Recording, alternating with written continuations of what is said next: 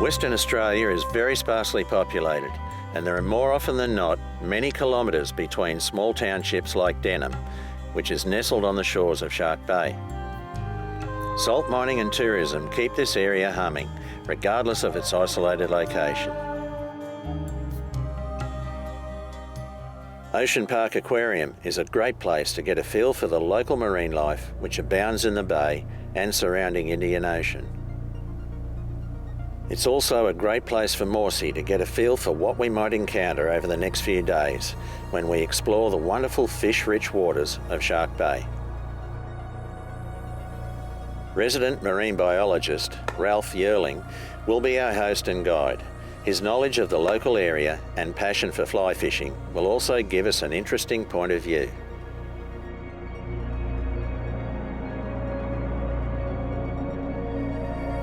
Shark Bay was aptly named, and tiger sharks, along with many other species of shark, are common here.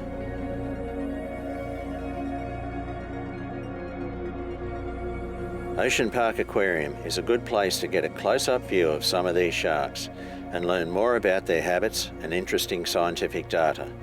Tiger shark distribution, for example, has some very distinct cut-off points where we assume there would have been some overlap.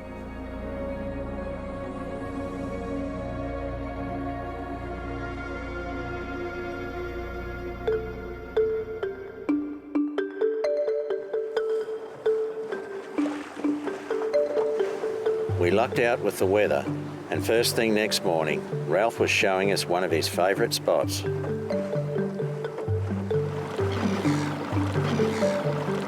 that, Pete. Just try to get the line in front of those rocks and then work the deeper channel next to it.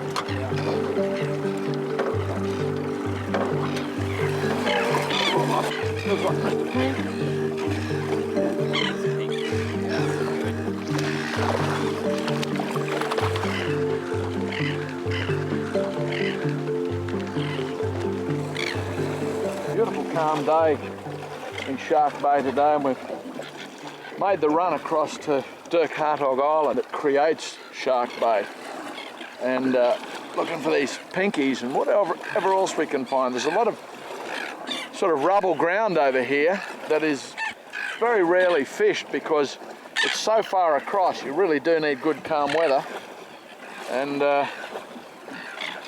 there's a lot of it, and a lot of these pinkies on here. Now, to get to the bigger snapper, we've of course got to work our way through a lot of these small ones.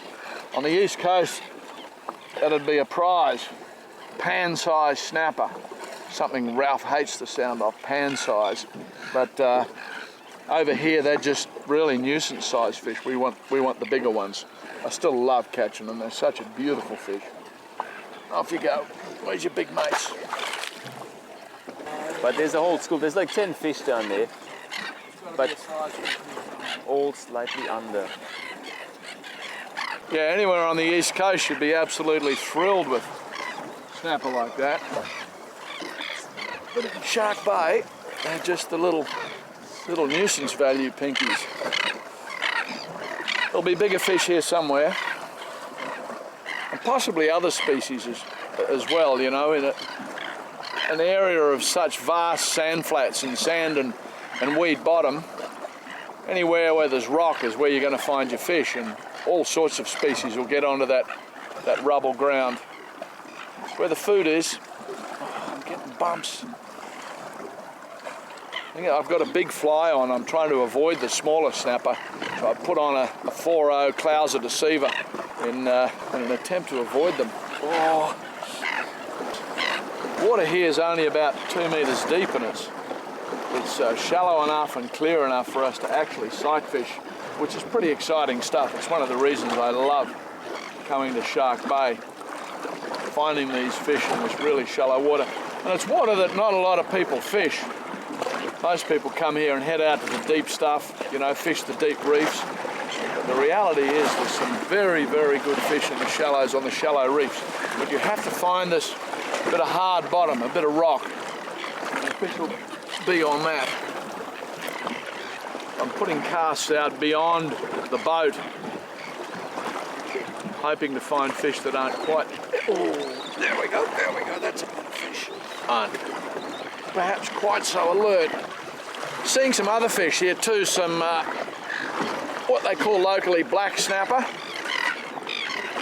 which is like an emperor. I'm not sure what this is. It's not got the... That's a better fish. A little better fish. Yeah. Oh, not quite there. Beautiful.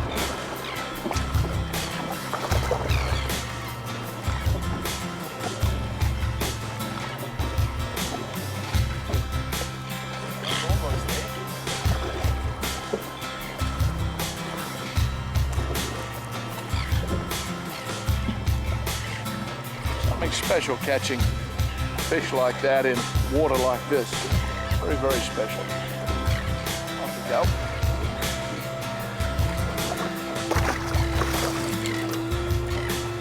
Anywhere else in Australia, you'd be so excited over catching snapper like that. Well, except perhaps South Australia.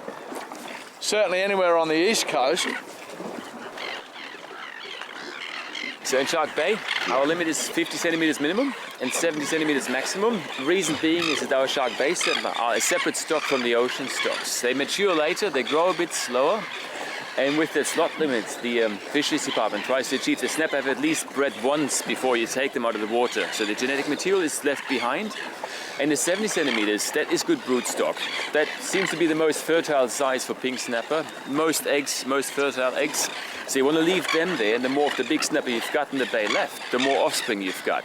And you keep the fish in that slot size to keep for dinner to a person a day, which is not many fish, but it'll feed 8 people, that's for sure. Fluorescent mustache. Ralph, what can you tell me about the Shark Bay snapper? It seems like a very well managed fishery. The problem that Shark Bay ever did have was commercial fishing, and I mean the problems most people are well aware of. You find commercial fishing, it needs to make money, there's families to be fed, but the fishermen caught their fish and thought, well, there's heaps of fish here and there's heaps of food, and whatever you catch probably gets replaced from all the fish that come in from the ocean. The problem was that those fish didn't come from the ocean. The Shark Bay snapper stocks, they are unique in their own way. They're genetically distinct from the ocean stocks. In fact, we've got 3 different stocks here that genetically don't mix, so they have to be managed separately. Shark Bay eventually became a marine park as well, as you know.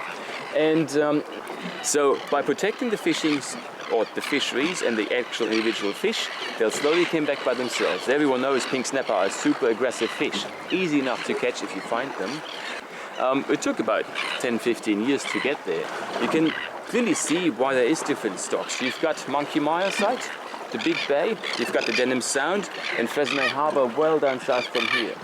And the differences between all these bays are the salt contents. And that draws an invisible boundary between the ocean, inner parts of the bay, and Monkey Site. So you've got those boundaries that the fish won't cross because they simply can't.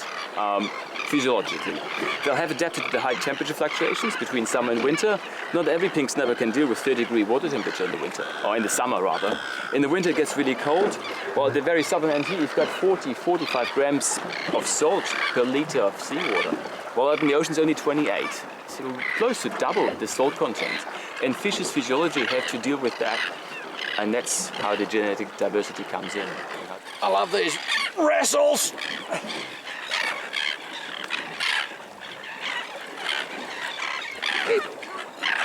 You did better, that one. Oh, that's a black snapper, I think. Or what is it? Black snapper? Yeah, that's a black snapper. Black snapper. There we are, another species. And they'll put up a hard fight for their size.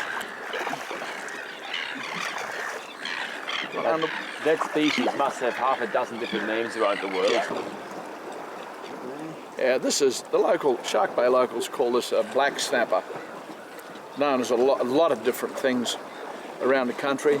Red throat, blue-lined emperor, all sorts of different names. But here in Shark Bay we'll call it a black snapper.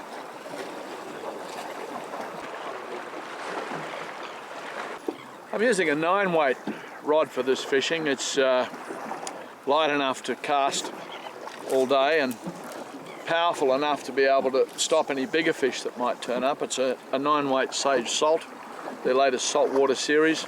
And the line I'm using is a a Rio outbound short with a Type 3 sinking section on it. So it doesn't sink too quickly. It's not going to bomb down into the reef. And in this water, what's the depth there, Ralph? What's the... About 3 meters. About 3, 4 meters, the max. Yeah, so around 10 feet deep. This Type 3 sink line gets the fly into the bottom third of the water column fairly quickly. Yeah, they feed on a lot of different things. I mean, it's not unusual to have them on the surface on bait balls in this part of the world, particularly on the outside of Dirk Hartog. But they're also very opportunistic, you know, they're scavengers. Certainly they have their mollusks and so on that they want to feed on and that they'll browse on. Very little energy required to do that, but if the opportunity's there and there's bait fish, they're gonna attack them, they're gonna chase them. Oh, there's a shark behind it. Oh, there's a shark behind it. Oh. Come on, get out of the way of the shark. Get out of the way of the shark. Oh, no. No, that snapper's gone. Oh, you know why they call it Shark Bay. Damn. That one's not for the table anymore.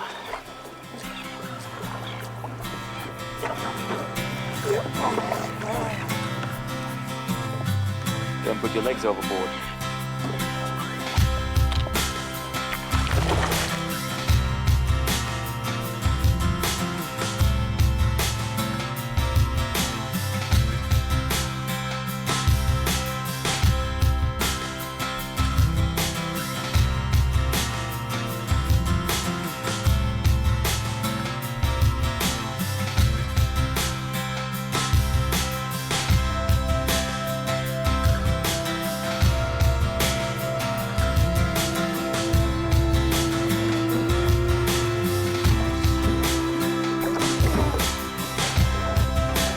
Legal too. Yep, gotta be happy with that. Right, now that's a keeper. Forward change.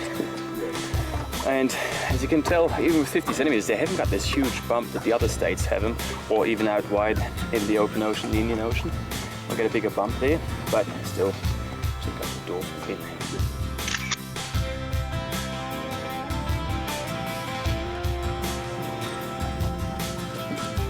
Got eaten as it was sinking. Pretty much mid-water too. Thanks, mate. Yeah, it's a good pinky. Mid-water pinky.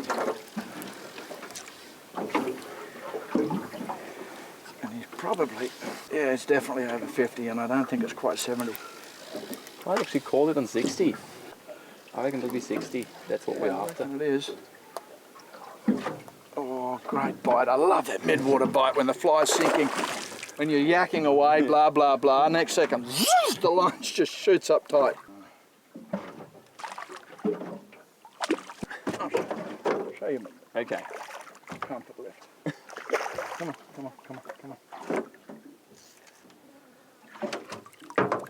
Well done. Now that is a beautiful snapper. That is beautiful.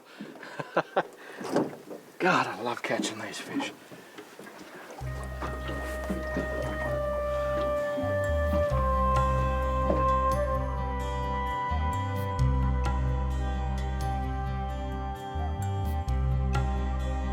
For 25 years, Sage rods and reels have been my fly fishing tackle of choice. Their range is extensive and is as diverse in the range as they are in price. To understand more about what Sage do and their outstanding range of fly rods and reels, I suggest you go to their website. Rio manufactures many different fly lines. Some are general purpose and others are quite situation specific. Their website is crammed with great information on their range of lines and on line selection. We thoroughly recommend spending time at Ocean Park if you visit Shark Bay. They won the Best Tourist Attraction in WA 2014, were finalists in the Australian Tourism Awards, and they well and truly deserve it. Their four-wheel drive tours, shark feeding and licensed restaurant are all worth a drive across WA to experience. And we were really impressed with the variety of species, including Malawian snapper, to be seen here. It really is a great setup.